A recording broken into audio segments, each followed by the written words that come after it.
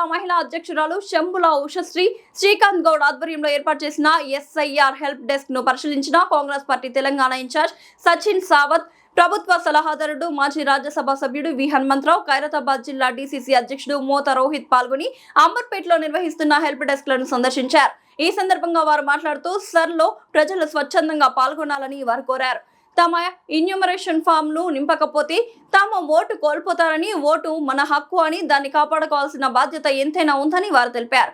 ఖైరతాబాద్ జిల్లా మహిళా కాంగ్రెస్ అధ్యక్షురాలు శంభుల ఉషశ్రీ శ్రీకాంత్ గౌడ్ మాట్లాడుతూ అర్హులైన ఒక్క ఓటర్ కూడా జాబితాలో పేరు నమోదు కాకుండా మిగిలిపోకూడదని, యువత, మహిళలు, కొత్తగా 18 సంవత్సరాలు పూర్తి చేసుకున్న వారందరూ తప్పనిసరిగా ఓటర్గా నమోదు చేసుకోవాలని సూచించారు. ఓటు హక్కు ప్రజాస్వామ్యానికి మూల స్తంభమని, బిఎల్ఓలకు అవసరమైన వివరాలు అందించి ప్రతి పౌరుడు బాధ్యతగా ఈ కార్యక్రమంలో భాగస్వామి కావాలని పిలుపునిచ్చారు. ఈ కార్యక్రమంలో కాంగ్రెస్ నాయకులు, TPCC general secretary R Lakshman Yadav, PCC కార్యదర్శి Shambhula Srikanth Goud, Bagambarpet division president Ravula Sudhakar, Gaddam Sridhar Goud, Kunkuma Rajeshwar, C Sudhakar, Mahesh Gouda, Satish, Putta Rakesh, Sunitha Reddy, Lavanya, Shanthamma, Sridevi, Soni, Gaddam Sunil, Edelli Rakesh, Rohan Goud, Sandeep Goud, Moiz Bhai, Sarfaraz Feroz Bhai, Saleem, Mulla, Saif తదితరులు పాల్గొన్నారు. सभी कार्यकर्ता पार्टी साहब तक पहुंचाया जाएगा. हर दिन आपको डेटा देना है. उसके बाद सुपरवाइजर को डेटा देना है, सुपरवाइजर को असेंबली कोऑर्डिनेटर को डेटा देना है, असेंबली कोऑर्डिनेटर को पार्लियामेंट कोऑर्डिनेटर को डेटा देना है. और वहां हर दिन रात को कांग्रेस पार्टी हम सब वो डेटा देखेंगे कि आपके बूथ में क्या हो रहा है.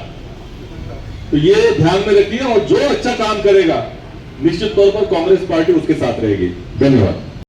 రాహుల్ గారు, అదేవిధంగా జిల్లా కాంగ్రెస్ మహిళా అధ్యక్షురాలు, అదేవిధంగా వచ్చినటువంటి వారందరికీ ఒకటే కోరిక. ఇవాళ మీనాక్షి నటరాజన్ గారు సర్ అంటే స్పెషల్ ఇంటెన్సివ్ డివిజన్ అనేది పెట్టిండు. దీంట్లో ఉద్దేశం ఏంటంటే ప్రతి ఒక్కరు కూడా ఓటు హక్కు తీసుకోవాలి. బాబాసాహెబ్ అంబేద్కర్ అప్పుడే రాజ్యాంగంలో రాసిండు, కానీ మన ఓటు విలువ తెలియదు. కనుక ఇవాళ ఏంటుంది, గతంలో రాహుల్ గాంధీ గారు 10 సార్లు చెప్పిండు కోట్ల రూపాయలు, కోట్ల ఓట్లు, లక్షల ఓట్లు అన్ని దొంగతనం అయినాయని. ఇప్పుడు జరిగేటట్టు లేదు. అవన్నీ చేసుకున్నారు. ఇప్పుడు ఆఖరిలో సార్ అంటున్నారు. ఏదైనా ప్రతి ఒక్కరికి వస్తే మీకు ఇండ్లు వస్తాయి. మీకు భవిష్యత్తులో రేవంత్ రెడ్డి గారి నాయకత్వంలో ఏ అభివృద్ధి కార్యక్రమాలైనా మీకు అందుతాయి. ఫుడ్ మిషన్ ఇచ్చే కార్యక్రమం ఉన్నది.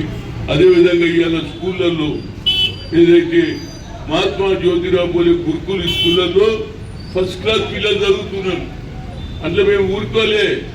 ముఖ్యమంత్రి గారు ఒక పని చేసినాడు, బ్రేక్ఫాస్ట్ ఇస్తున్నాడు, లంచ్ ఇస్తున్నాడు, డ్రెస్ ఇస్తున్నాడు, బూట్లు ఇచ్చిండు, డ్రెస్ ఇచ్చిండు. కనుక పిల్లలందరూ చదువు. ఎందుకంటే పేద పిల్లలకు చదువు చెప్పాలంటే ఇవాళ ప్రైవేట్ స్కూళ్ళలో పోతే 1000 రూపాయలు ఎడికెళ్ళి తెస్తారు. చౌకబాసం చేసేవాళ్ళు, కూలినాలు చేసేవాళ్ళు, గొర్రెలు కాసేవాళ్ళు, బళ్ళు కాసేవాళ్ళు, పిల్లలందరూ చదవాలని అంటున్నారు. కాబట్టి మా ముఖ్యమంత్రి మంచి కార్యక్రమాలు చేస్తున్నాడు.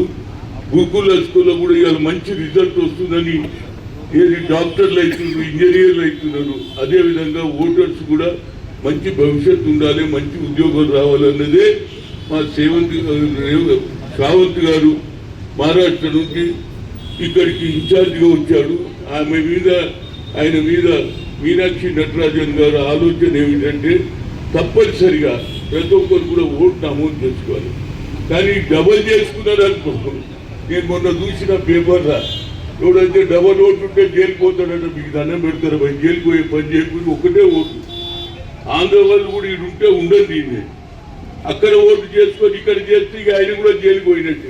ఆ ఓటు విలువ అంత ఉన్నది కనుక మీరందరూ ఇప్పటిదాకా గవర్నమెంట్ తరఫు నుంచి ఉన్నారు, ఇక్కడ మహిళా అధ్యక్షురాలు ఉన్నారు, అదేవిధంగా మన రోహిత్ ఉన్నాడు. మీరు అన్ని ఓటు మేము పోయినాక కూడా 5 గంటల దాకా నడుస్తుందా లేదా? ఏమి చెప్తాం కాదు. మళ్ళీ అది జవాబు అవుతుంది. నేను 5 గంటలకు మళ్ళీ వస్తా. అప్పటిదాకా ఉండాలి అనేది కోరుతూ 2002 సంవత్సరం నుంచి కూడా మన ఓటు హక్కు లేదనే అనుకోవాలి. ఎందుకంటే మన ఓటు హక్కు మనమే కాపాడుకోలేదు. మన ఓటు మన హక్కు. కాబట్టి ప్రజలందరూ కూడా ఈ యొక్క ఎస్ఐఆర్ ప్రక్రియ ద్వారా మీకు ఇచ్చిన ఎన్యూమరేషన్ ఫామ్స్ ని నింపండి. నింపి అలాగే మీ బిఎల్ఓ ఆఫీసర్స్ కి ఈ చేయికి ఇచ్చి మీరు దాన్ని 2 ఫామ్స్ ఇస్తారు మీకు. దాంట్లో ఒక 2 ఫామ్ల మీద సంతకం తీసుకొని ఒక ఫామ్ మీ దగ్గర పెట్టుకోవాలి, ఒకటి బిఎల్ఓ ఆఫీసర్స్ కి ఇవ్వాలి.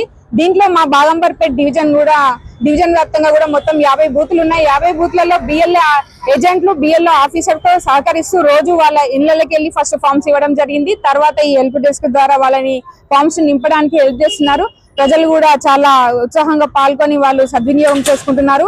కాబట్టి రాబోయే కాలంలో ఈ యొక్క ఓటర్ ఐడీలు తొందరగా మనకి ఇళ్లకి చేరుతాయి. దీని ద్వారా ఒకటే చెప్పదలుచుకున్నాం ఏంటంటే ఎస్ఐఆర్ ప్రోగ్రామ్ అనేది ఒక చక్కటి ఇది.